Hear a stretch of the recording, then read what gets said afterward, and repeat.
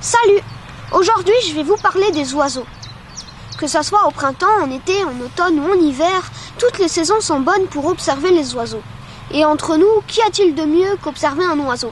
Bon, c'est sûr, il y a d'autres trucs cool, comme apprendre à connaître les oiseaux, donner à manger aux oiseaux, manger les oiseaux. Alors là, je vais commencer à manger mon ortolan. Non, ça vaut mieux éviter.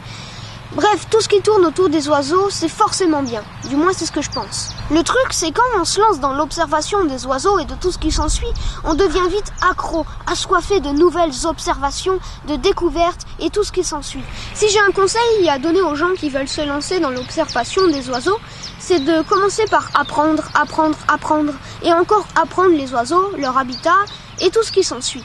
Avec un livre comme un guide ornitho, par exemple. Et alors, on se rend compte de l'étonnante diversité des oiseaux, qu'il n'y a pas seulement des mésanges, des corbeaux et des moineaux. J'exagère un peu, mais pour beaucoup de gens, un grand oiseau brun, c'est un corbeau, enfin plutôt un grand oiseau noir, c'est un corbeau, et un petit oiseau brun, c'est un moineau.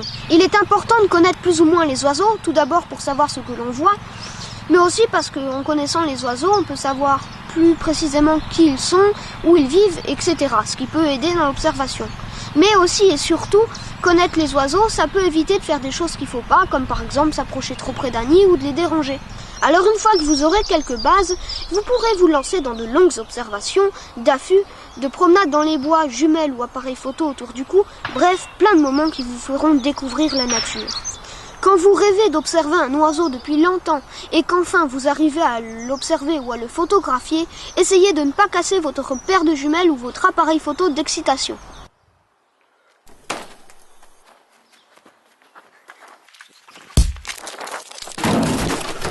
Il vous arrivera peut-être des fois aussi de vous être levé tôt, d'être trempé de la tête aux pieds et de n'avoir rien vu de la journée, mais c'est pas grave, c'est la règle du jeu. Bon, c'est sûr que quand on fait un affût pour observer les oiseaux de la mangeoire et qu'à cause de la tronçonneuse du voisin, on voit rien pendant des heures, c'est sûr que c'est un peu frustrant. Ouais, je confirme. On peut vite dire qu'observer les oiseaux est un passe-temps qui ne sert à rien, mais après avoir découvert le monde fabuleux qu'est celui de la nature et des oiseaux, après avoir vécu des moments impressionnants comme le lever ou le coucher des grues au lac du Der, le plongeon d'un fou de basson qui pêche, l'écoute d'une chouette ou d'un hibou en pleine forêt la nuit, les nuées des tourneaux en hiver, l'émotion ressentie après avoir observé cet oiseau que l'on attendait depuis tellement longtemps, des moments drôles comme le limicole qui cherche à manger sur un banc de galets, la tourterelle qui veut se poser mais qui peut pas tellement qu'il y a de neige. Bref, après tous ces moments, on tombe vite sous le charme du monde qu'est la nature et les oiseaux. Mais en fait, qu'est-ce que vous faites encore là à m'écouter? Allez plutôt prendre une paire de jumelles et allez voir ce qui se passe dehors. Et oui, il faut se dépêcher parce qu'en sachant que 30% des populations d'oiseaux ont disparu des campagnes françaises en 15 ans, qui sait combien de temps il reste avant que les 70 autres pourcents disparaissent.